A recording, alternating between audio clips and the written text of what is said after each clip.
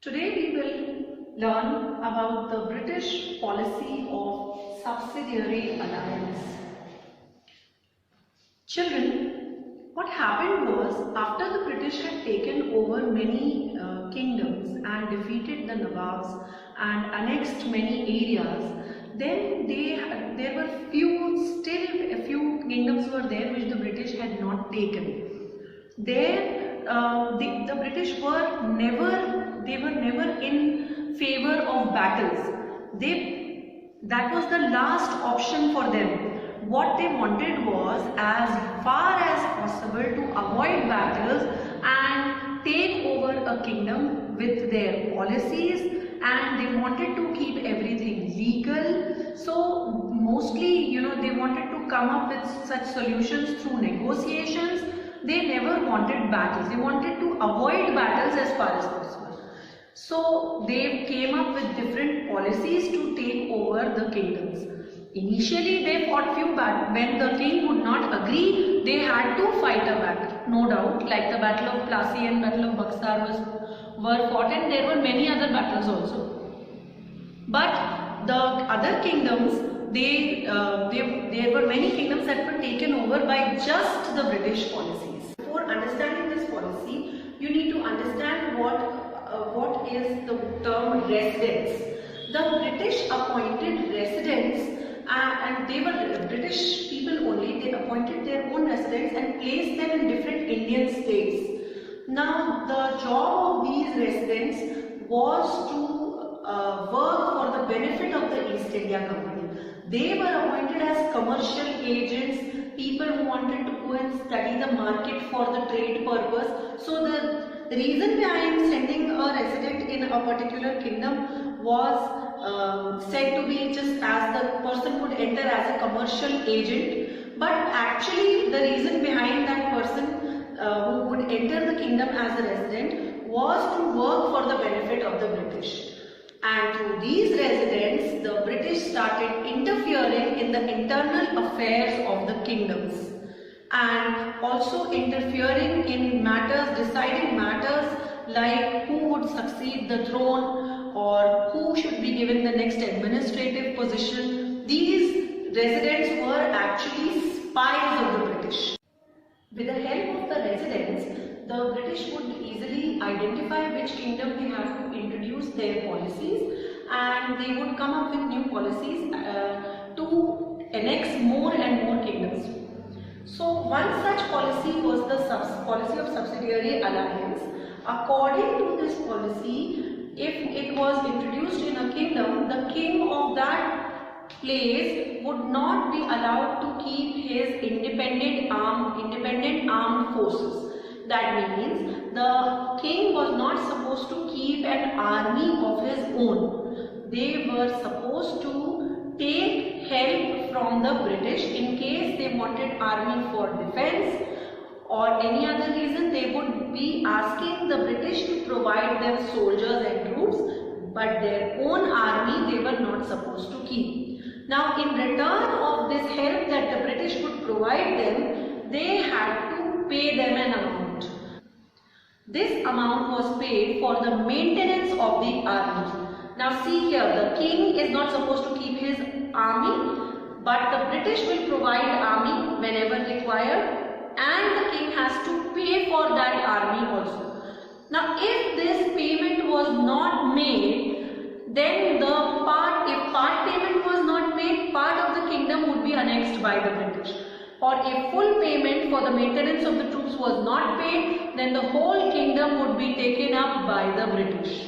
One example of a kingdom that was taken up under the policy of subsidiary alliance was the kingdom of Awadh in the United Provinces, which was then United Provinces. Now it is in Uttar Pradesh, present day Uttar Pradesh. There this policy was introduced, and half the kingdom, half of Awadh was taken away under the policy of subsidiary alliance.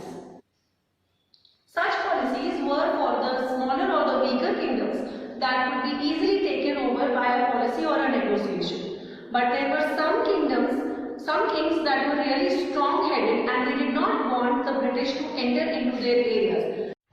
One such strong king was Tipu Sultan. the king of Mysore. He did not allow the British to enter into his kingdom. The British thought that the kingdom of this arrogant king can be taken away through battles only. He fought 4 battles with the British and won the first Anglo-Mysore battle. This is the area of Mysore. Can you see in the map? He was friendly with the French, so he easily won the first battle because the French helped to train his army. He also had a good navy. But in the 4th Anglo-Mysore battle, he died defending his kingdom at Seringapatam. In this way, a good coastline was again held by the British. There was first Anglo-Mysore battle, which was fought between Tipu Sultan and the British. Tipu Sultan won this battle, though the British were very, very strong and no other kings had won any battles with the British till now. But Tipu Sultan managed to win the battle because he had a strong army and navy, as he was very friendly with the French, because the French were also trading with Mysore from a long time, and because French had rivalry with the British. The French and the British were rivals since the time of the World War. So the French were ready to help Tipu, and they also trained his army, and hence Tipu Sultan was able to win the first Anglo-Mysore battle. After this, a series of battles followed, and 4 battles were fought between Tipu Sultan and the British. Finally, in the 4th Anglo-Mysore battle, Tipu Sultan died defending his capital at Seringapatam. Another strong kingdom were the Marathas. The area of Maratha was quite large, but it was ruled by 4 different, it was divided into 4 parts for the ease of administration. So the Maratha Empire at that time was ruled by the Scindias, Holkars, Bhosles and Gaikwads. They all had to report to a Peshwa, who would be the head of the whole confederacy. Now these Marathas were also very, very strong, and they were a threat to the British Empire. So the British wanted to fight back because they wanted to secure the coast areas.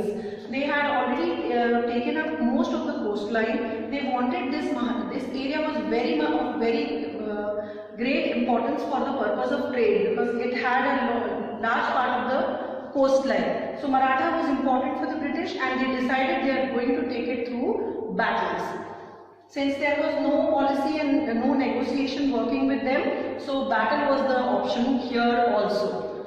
So the first Anglo-Maratha battle was fought between the British and the Marathas, and this battle, there was no clear victory, and there was a treaty signed at the Battle of Salwai, but there was no clear victory. And in the second Anglo-Maratha battle, the British succeeded in taking over a lot of the Maratha territories. And finally, in the third Anglo-Maratha battle, the British succeeded in completely crushing the Marathas. Once the British took over Calcutta, Madras and Bombay, they made sure that they have secured the coastline of India from all 3 sides, and now it is easy for the ships to come and trade with India from the Arabian Sea as well as the Bay of Bengal. After declaring these 3 presidencies, and the British had considerable power with them, so now they declared themselves supreme paramount. This we refer to as the claim to paramountcy.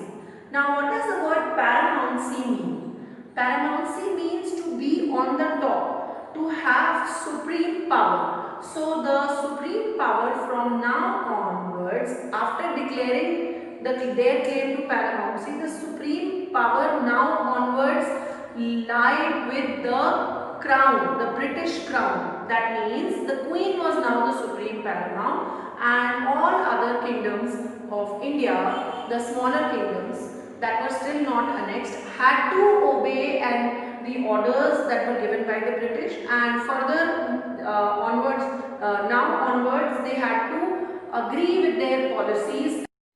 When Warren Hastings was the Governor General, the British came up with a lot of aggressive policies of territorial expansion. This is when the policy of paramountcy was initiated.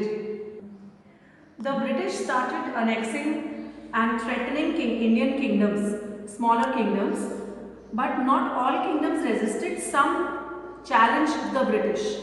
One such kingdom was the kingdom of Kittur, ruled by Rani Channamma. She took to arms and resisted the British. She fought the British and died defending her kingdom. After her, Rayanna, who was a poor chowkidar of Sangoli in Kittur, he carried forward the resistance. He captured and destroyed many British camps. After securing the coastline from south, east and west, now the British were worried about attacks from Russia. So now they had to secure the land routes also. Land routes. For that, the British kept on fighting with Afghanistan. They fought many battles with Afghanistan and tried to secure this area. As I told you that the British did not enter into any territory unless and until they knew about it thoroughly.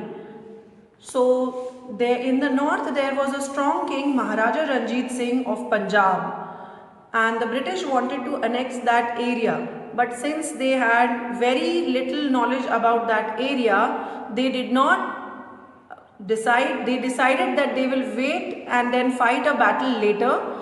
Maharaja Ranjit Singh was quite old and was soon to be succeeded by his son. When he was succeeded by his son, then the British defeated the kingdom easily and took over Punjab as well.